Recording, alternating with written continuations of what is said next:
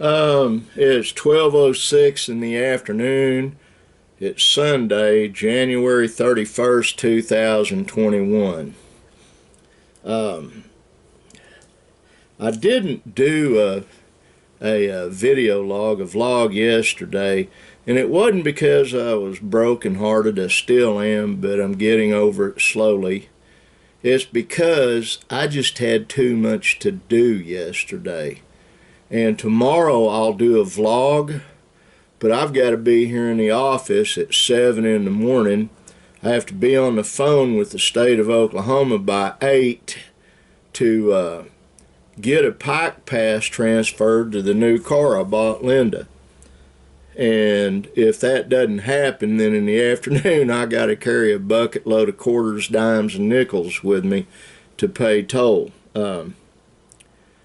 I've got to transfer it to the Pike Pass that's on that Navigator I got her, and then I've got to get a Pike Pass for the expedition my son Chris gave her. Before I forget, to my unnamed friend in Lone Grove, America, and I know you were giving me a hard time, but at the bottom of that you'll see an LG. That stands for Lone Grove, and that's the numbers for Lone Grove as today, and then it has the U.S. and county numbers. What I do is I go like this is yesterday's. It didn't have Lone Grove on there. But on this one, if you look, it has an LG before the abbreviation for sulfur. And that will be what I use tomorrow. And I will start keeping track. And if you're going to go to the trouble of listening to my radio show, I'll give you information pertinent to you. Now, why is that important? And I'm not talking tongue-in-cheek, and I understand you were giving me a hard time. The reason for that is knowledge is power. It really is. If you know something and you have it at the tip of your tongue and you understand a given situation, it might save your life or someone else's. For the first time in a long time, I took my wife. We went to Subway. We didn't eat in. I bought a couple of sandwiches and bought some drinks. We took them out to the lake, sat in her car, ate lunch, and enjoyed being together. We sprayed down after we left the Subway and sanitized.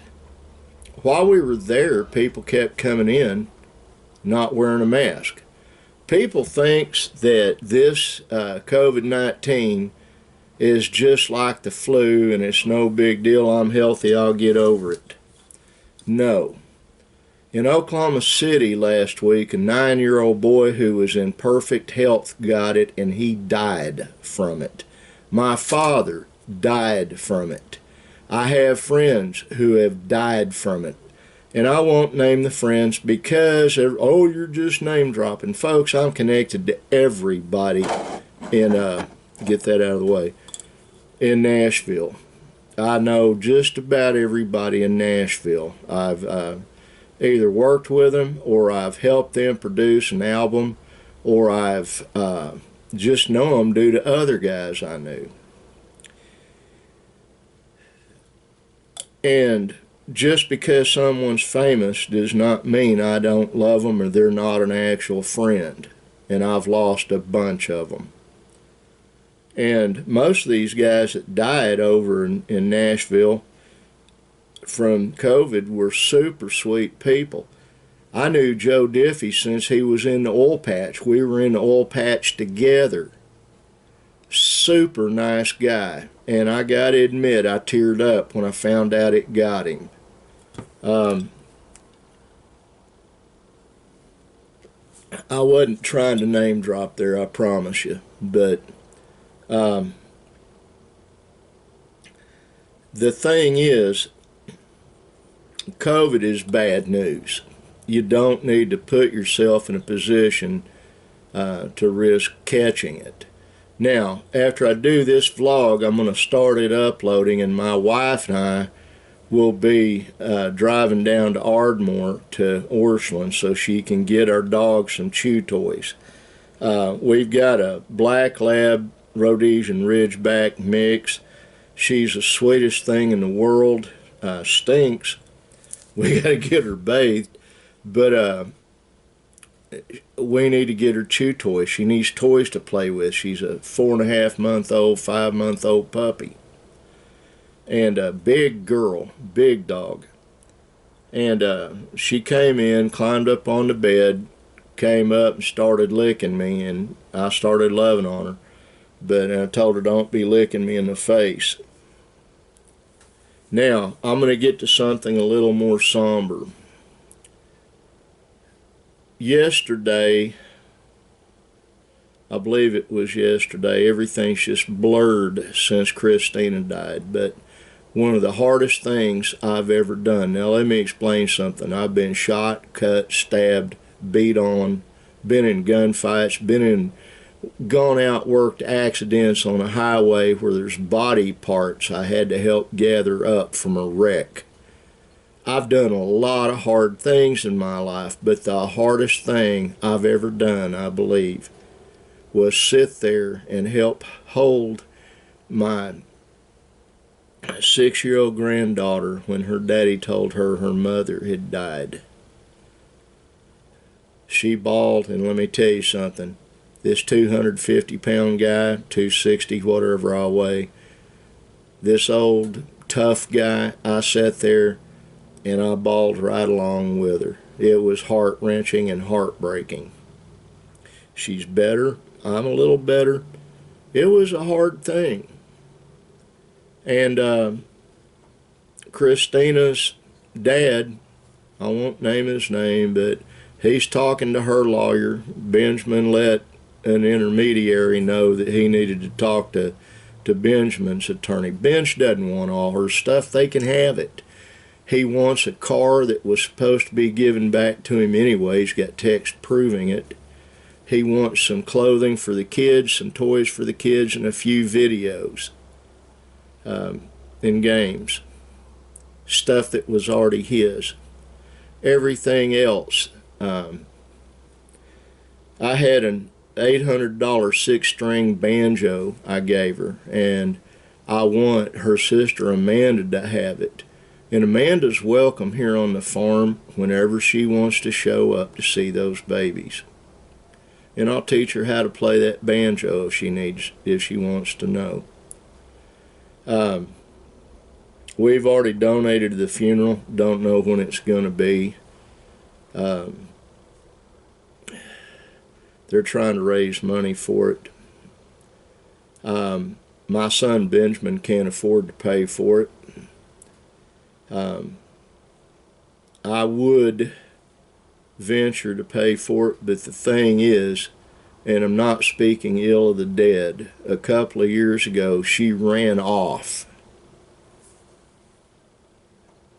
In the middle of the night, she took the kids and ran off, and we had to go get the children because the very next day she went into the hospital.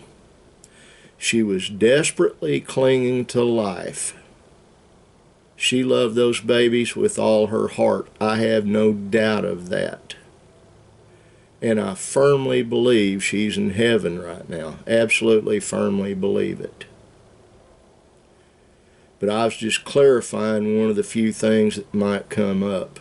Nobody's going to fight her family, and if they got everything that girl had, that's fine too. We're just trying to do what's right.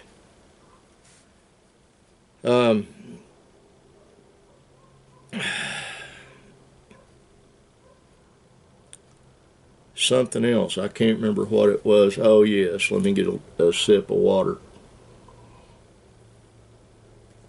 Not airing dirty laundry here. Our children have been in the Davis school system. Aurora, Cheyenne, Ashton, Zara Rose, Benjamin's daughter. Zara Rose is enrolled with Epic, which is a charter school.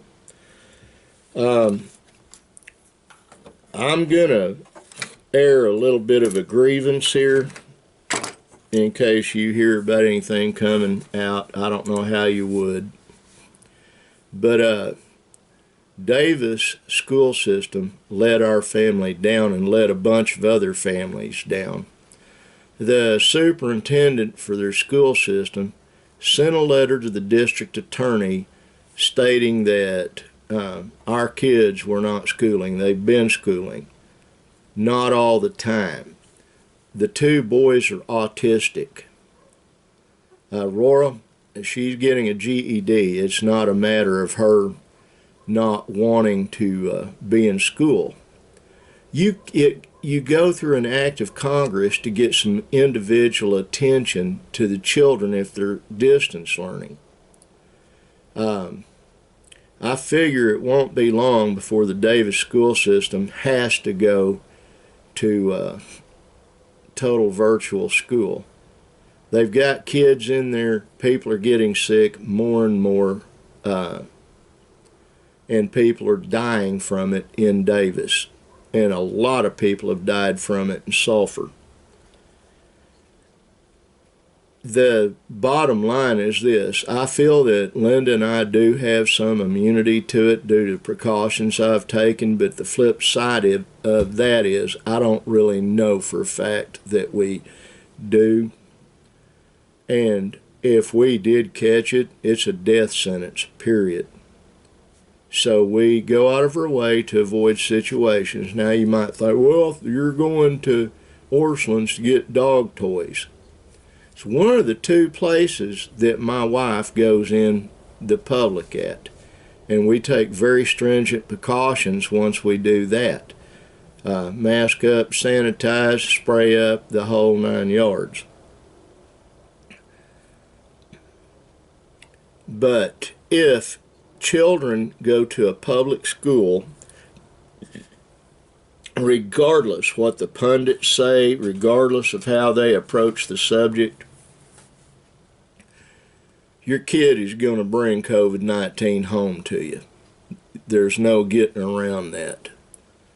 People will dispute that. They'll argue with me about it. I'm just telling you my take on it, and it's a fairly well-educated opinion. So, as of today, the two boys will be in Epic Charter School. When Trey Owens, the superintendent of public schools in Davis, sent that letter to the DA, then the district attorney sent my son Nicholas a letter and threatened him.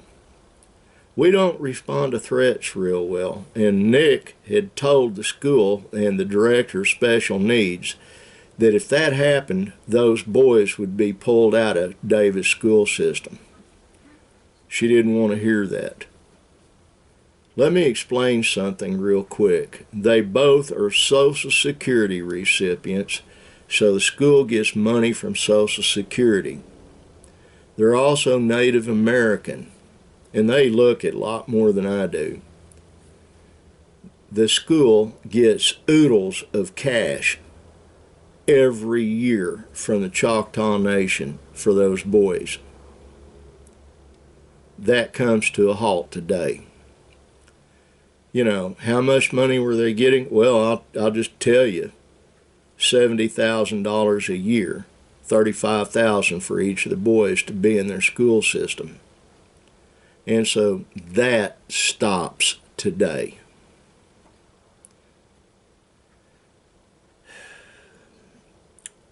It is painful. This last week was one of the worst weeks I've ever had in my life.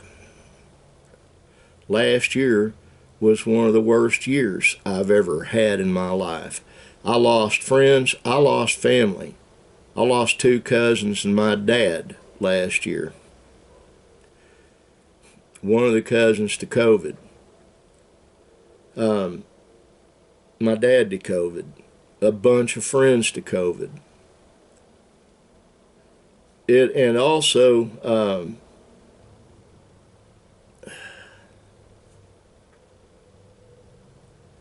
I like having fun. I like enjoying life, and life's not been that enjoyable lately.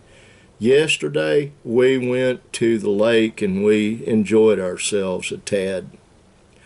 Tomorrow or Tuesday I should get the expedition back so we can haul the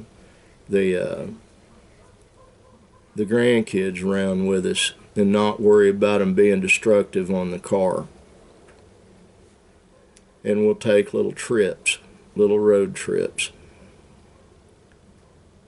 I don't know when Christina's funeral's going to be. Have not been informed of that. I won't be going for two reasons. One, there are some people that will be going to that funeral that, if they're there, I wouldn't be able to restrain myself. I don't have the temperament to put up with a bunch of crap right now. I'm old and crippled, but I'm still really mean-natured most of the time. I'm trying not to be. And number two, I can't go to a funeral any more than I can't go to church, or I can't go to restaurants, and I can't go to movies. It was a duck in, get it, and leave thing yesterday. Life is going to get better, folks. It is. Everything's going to lay down. And this is going to be an extra long vlog, but I've got one more thing to tell Mom, John, Michael Paul, and my friend in Lone Grove. There are some events getting ready to happen this next month. Really scary events. I'm not going to tell you what it is, but I'm going to tell you there's going to be some excess violence in the nation's capital and in some of the port cities. And no, China is not going to be invading us. I will tell you one thing that you need to know. March 4th, the 4th day of March, 2021, Donald John Trump will be sworn in as the actual legitimate president of the United States. A lot of this conspiracy stuff that's been floating around, I didn't agree with a lot of it. I got intel from some different sources that you don't have the ability to connect with. I do, and I found out that some of that conspiracy theory stuff is conspiracy fact. You basically have two presidencies right now. When Trump moved to Florida, he took his staff with him. They're ensconced down there, and there are going to be some things happening that are going to be really scary. The algorithm, rather, and the critics at YouTube might just take this video off of YouTube. If they do, I will be putting it on BitChute. Probably going to start using BitChute anyway. There's a lot of other social media outlets that I'm going to explore. Can't do it today. I have a full day today, but I can do it and will do it on a bunch of other venues. Folks, I love you. God bless you. Take care of yourselves. Take care of each other. Bye.